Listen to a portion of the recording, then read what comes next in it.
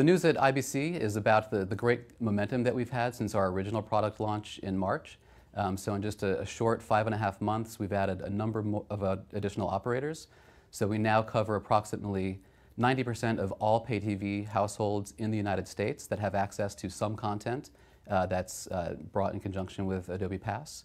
On the programmer side, we originally announced Viacom and Turner as our first two customers. We now have a number of others. So Fox Networks is now a customer. They plan to roll out Adobe Pass across a number of their different brands, including Fox.com, Big Ten Networks, and others. Also, we have Scripps Networks Interactive is another customer. We have Hulu, so interesting that we now have a content aggregator in addition to just a traditional programmer that's also leveraging Adobe Pass.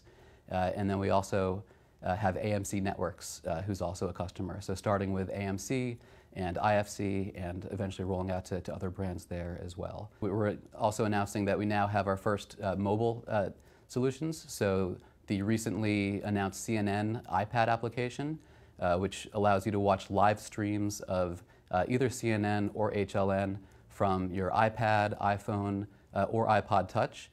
And that is enabled with Adobe Pass, which it helps to establish that the user is in fact entitled to watch that. So the benefit of Adobe Pass for the pay TV operators themselves is that because it's a hosted service, they only need to integrate with us one time, and then they get access to all of the different programmers or all of the different content sites, apps that are using Adobe Pass, and we take care of the heavy lifting of all the communication that needs to happen securely, and they're not having to do one-off integrations and maintain those integrations over time. So we offload that burden from them.